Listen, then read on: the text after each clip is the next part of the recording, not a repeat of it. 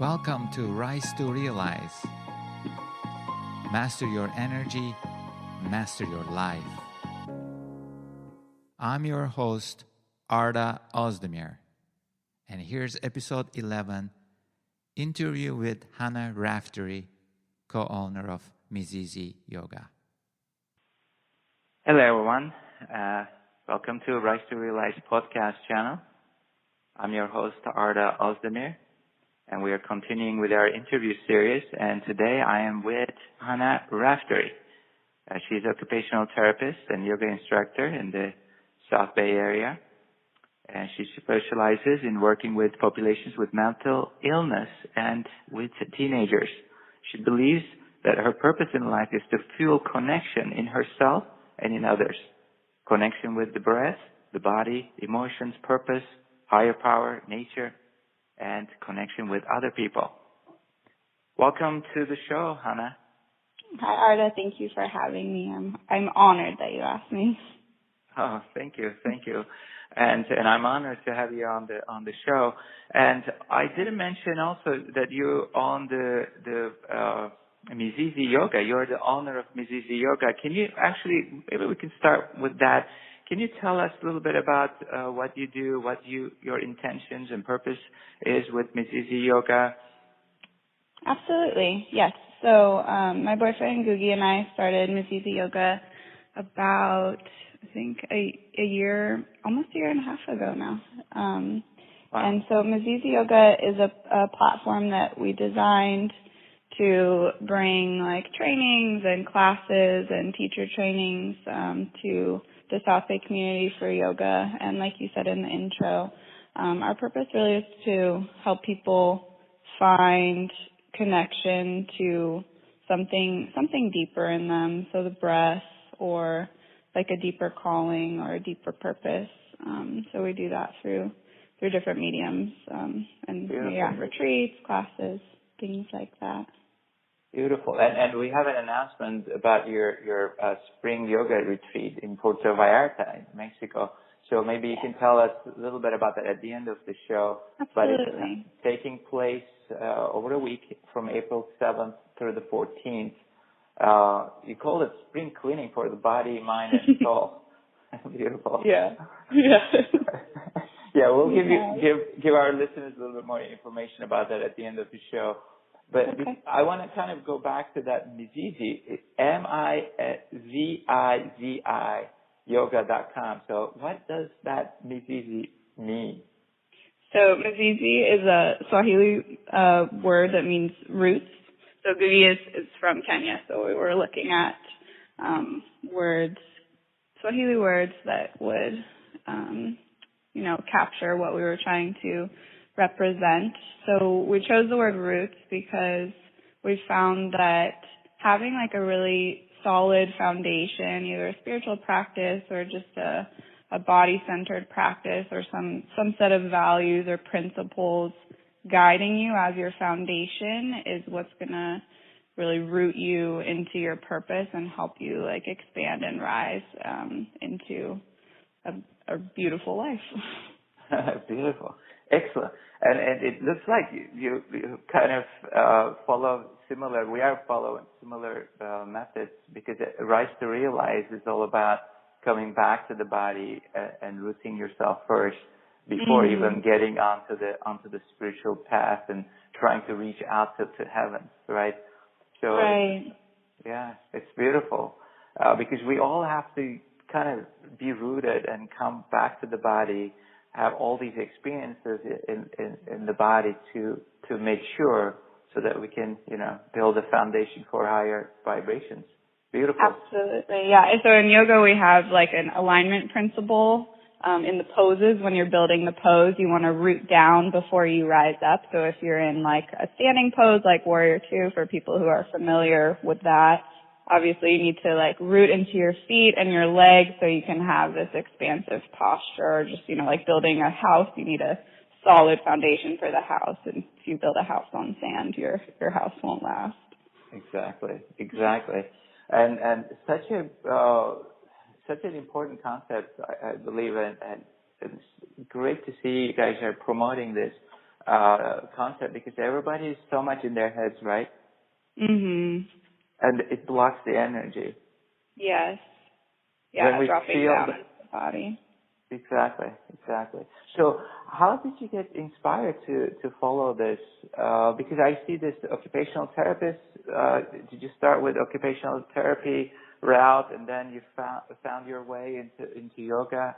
Can you tell us a little bit about that? How you were inspired to follow this path? Yeah. So I found yoga in high school.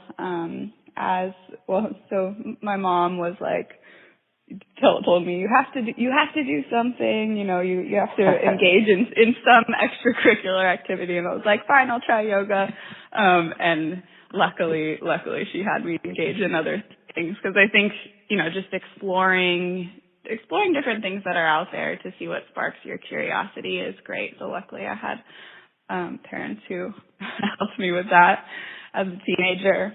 So I followed my curiosity to yoga, and then my curiosity with yoga kind of led me down a path of studying physiology, kinesiology, which led me towards occupational therapy. So I really was just following different paths of curiosity, and luckily in tune enough to actually, like you said, like listen to the wisdom of my body versus getting too stuck in my head on like I should be going down this path or this path. I was able to connect with that calling. Beautiful. Hana, that's kind of also what actually Steve Jobs shared in his 2001 inaugural speech at Stanford. He really, I listened to that again right in the first 90 seconds. He mentions how he got where he is now through intuition and curiosity. Yeah, I like that you brought up intuition. I was just talking about intuition in my yoga class yesterday, and I don't know what you think about this, but Googie and I were talking about it as like the sixth sense.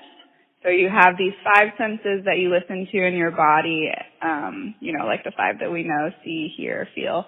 And then the sixth sense, the sense of intuition, is like that energetic sense that you have to tap into to help guide you. And when you can use that sense with your intellect, then you're guided down your true purpose or your true path. Exactly. I don't know if you have thoughts. Yeah, absolutely. That's actually the maybe basic concept to live.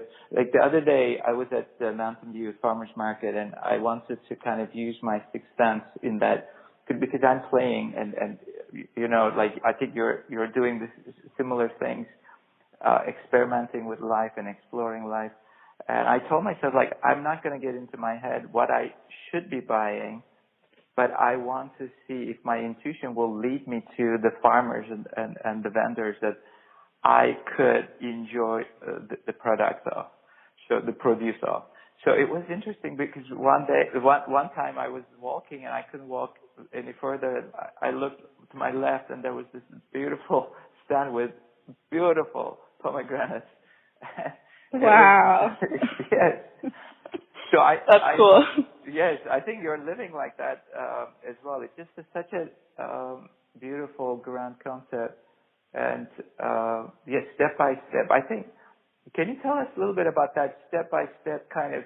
It looks like you also had the patience to go do one thing and then you waited and maybe something came up and then you followed that. You kind of felt it. Maybe your intuition spoke to you. Your inner voice spoke to you. Yeah. So I think I think all of us, right, we have this like struggle between what the intellect is saying and what the heart or the intuition is saying.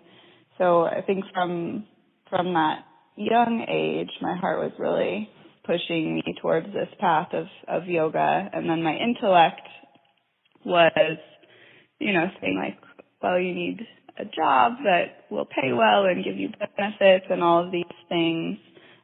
So going the college track and the graduate school track, I think was was largely for the intellect, but also occupational therapy is a very heart-centered practice, so it was aligned enough with my values that it felt true. So I think it's always that play of like balancing the intuition and the intellect, because they're both important.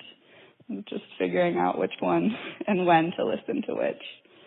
Very true. And combining. That's kind of what I'm hearing. You're combining them together, and that's kind of what leads you to a more inspired life that you are living today. Yeah. Because you cannot abandon the intellect because you have to survive as well. Right. I've heard it explained too as like the masculine and the feminine. So the feminine is the intuition, like the feeling and going with the flow, really fluid. And then the masculine energy would be the intellect, or the more, like pros and cons list, things like that. And you need both. Exactly. You got it. Exactly. And balancing them too. Yeah.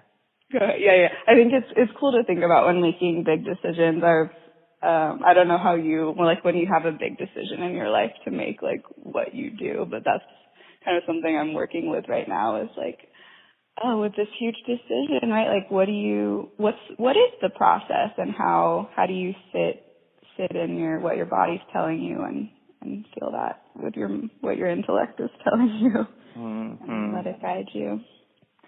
So, these days I'm kind of, again, as this Rise to Realize method is getting sharper and sharper, just kind of embodiment. I'm sure you're using that as well, just kind of embodying the whole decision and seeing yourself maybe there, visualizing and feeling the gut, connecting with your gut. I call it inner feeling. Yeah.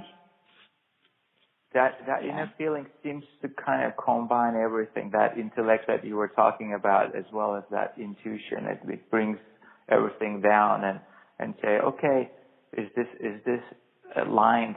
Is this aligning with my purpose? Is this aligning with my energy? Absolutely. I like that. So tell me a little bit about, as you are living part of your dreams these days, what makes you get up in the morning? Like what inspires you? How do you kind of spend your day? Can you share some of it with us?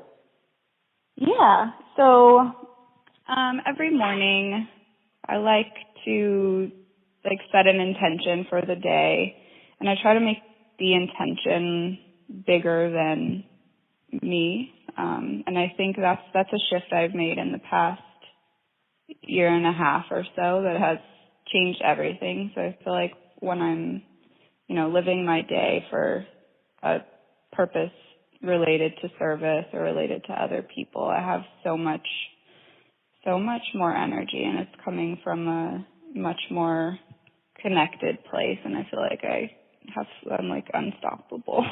Nice. Yeah. Nice. I mean, that intention seems like the power behind your actions. Would you call it that way, or kind of how do you focus on it? Throughout the day. So I try to make it really simple in the morning. Like usually it's something related to being of service, or helping to bring some sort of light into somebody else's day. And then I think the yoga practice or the mindfulness practice is really helpful, because you're training your mind to come back to how you're being in the moment. So I think it's just that constant practice of what am I doing right now? What am I thinking? How am I being in the world, and how is that aligning with what I said I wanted to be like this morning? So I think it's just that moment to moment check in. That's a testament of conscious living right there. There. It's definitely not always perfect, but it's a no, work in progress. For all of us, exactly. I think it's acceptance that it's a work in progress gets you going, because those are the steps. It kind of empowers your steps. Hey, I forgot my intention today, or I'm a little off center. this afternoon. So that kind of it gives you that reminder again, and then empowers you to center yourself. Absolutely. Yeah. Beautiful. And the other thing would just be like creating things, like having some sort of project that I'm working on that I feel really connected to, that I really want to get to in the morning. Like I'm excited to work on it, or, excited to have this, usually something with like an end goal that I am very fired up about. Nice. That I want to get to. Nice. And that creative process is all magical. I mean, just that inner joy, right? Yes. It's beautiful. So do you have some tips for our listeners looking for their purpose and maybe that inner joy, or maybe kind of maybe struggling to set some intentions for their soul's purpose or life's purpose? Yeah, what are your tips? If you'd like to share some, yeah. I have some tips, and they come from my experience and also from other teachers that I've had, and you are one of those teachers, and then there are other teachers, so I'm grateful for you. Thank you. For that. Thank you. So the first tip what I do have is to ask yourself what you're curious about. So I think this one comes from Elizabeth Gilbert. She's the author of like Eat, Pray, Love, and she talks about how the word passion can be like very kind of heavy. Like if someone's asked what they're passionate about, it adds this like layer of pressure that they have to have this like burning desire. So she says, which I think is really helpful for a lot of people, to just go with what you're curious about. Like, what blogs are you reading? What shows do you watch? Things like that, and just following your curiosity and building the muscle of listening to your intuition and listening to what your soul is calling for. And every time you listen to it a little bit, it'll guide you closer towards a passion. But first, just thinking about it as curiosity. Beautiful. And then the next one, I heard this question on a podcast with a woman named Tara Rai Trent, and her question for finding your purpose, which I just thought was so beautiful, is to ask the question, what breaks your heart? So if there's like a cause that just like, pulls at your heartstrings, like if it's,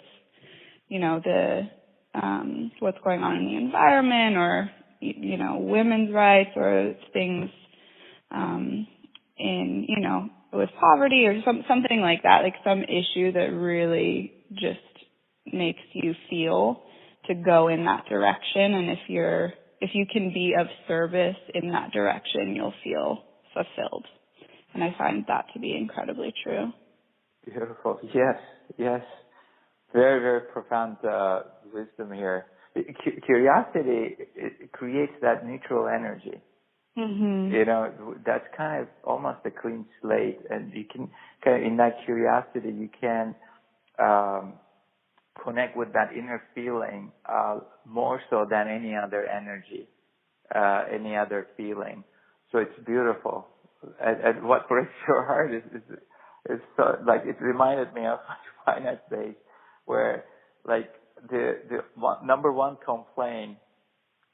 These days I call it also like follow your complaint. Yeah, that's funny. Yeah, number one complaint when I was in finance was just I'm not service to others. This is what we are doing. I mean, not degrade the finance profession. It's beautiful. It's analytical. And I love it, and I still use some of the skill set I have from that. As you know, the method is pretty analytical, step by step, self-realization. But it is the complaint, just kind of how can I be of service to others? That kind of was what broke my heart. Beautiful. That's a very good tip. Yeah. The thing that breaks my heart, like, more than anything, is just when people are like stuck in their mind. Like they feel like they're trapped, right, when they're really not. But it's like that really breaks my heart, is when we're stuck in like the prison of our own mind. It's so sad because there's so many possibilities. Exactly. You're a vehicle now. You're a vehicle. You're a conduit for people to get out of their minds, ground themselves, Mizizi style, root themselves, and then rise above any challenges that they face. Oh, beautiful. Right. Thank you. And do you have a personal statement? I mean, you talked about the intention, setting the intention in the morning, setting the intention for the day. Do you have a mantra or personal statement that you use that kind of brings a little bit, not a little bit, just like a good energy, a good vibration? Yeah. So every morning, I in my mind, I start with the prayer of St. Francis. I'm not religious, but I love the prayer of St. Francis, and do you want me to read it? Yes. Okay. Let's finish it with that one. Okay. Before you do that, why don't you talk to us about your retreat real quick? What the plan is, what the program is there, and give us the website and a little bit more information where people can reach you, and then we'll finish it with the prayer of St. Francis. I think that's a great wrap. Okay. So the retreat in April is April 7th to 14th in Puerto Vallarta, and Gugi, my boyfriend, and I will be leading yoga sessions there. And our intention with this retreat is, like you said at the beginning, is spring cleaning for the body, the mind, the soul. So what we're really trying to facilitate here is like that feeling of lightness or clarity, or just reset. Like I think of it like after you deep clean your house or something, or you clean out your car, which is something that I need to do right now. Just that feeling of like relief, like you don't have all this extra baggage. So we're trying to do that on the seasonal shift. So the beginning of April is the beginning of spring. So clearing out, taking the wisdom of winter and turning it into something, a seed for spring. Yes, seed for rejuvenation, seed for new beginnings, even just like this. They're all, flowers are blooming and everything is renewed. Beautiful timing. Yes, I'm excited for spring. Where can people get more information? Can you share your email or website is miziziyoga.com? Yep. Yes, the website would be the best place to go. So it's www.miziziyoga.com, and Mizizi is Mizizi. So simple. Yes. So simple yet so powerful. Thank you, Arda. Yeah, invitation to root is always dear to my heart. It's beautiful work. Thank you for being on the show, Hana. And Thank you for having me. Why don't we finish with the prayer of St. Francis? Ladies and gentlemen, Hana Raftery, prayer of St. Francis. Okay, it goes like this. Make me an instrument of peace. Where there is hatred, let me sow love.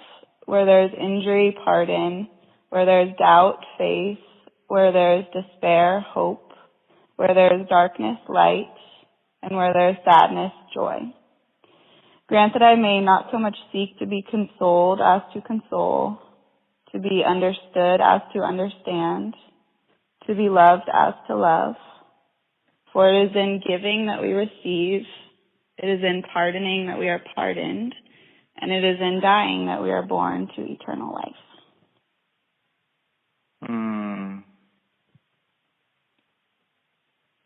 Let it sit with us a little bit. Thank you, Hana. Stay empowered. Thank you, Arda. Thank you for your teachings, and thank you for everything. And people who haven't checked out Arda's, working with you individually or in your group sessions, I could not recommend you more. You have definitely changed my life and continue to inspire me. So everybody listening, check him out. Thank you, Hana. Thank you for listening to another empowering episode of Rise to Realize. Master your energy, master your life. For more information about the transformational Rise to Realize method, visit us at R2R.org.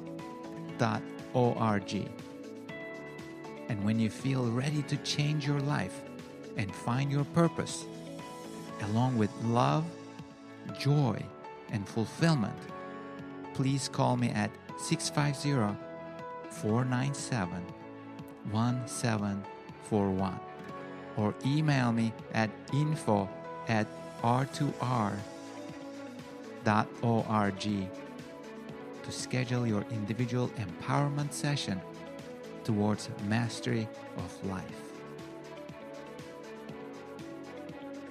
Until we meet again, keep rising above the ordinary to realize your full potential. The future is yours.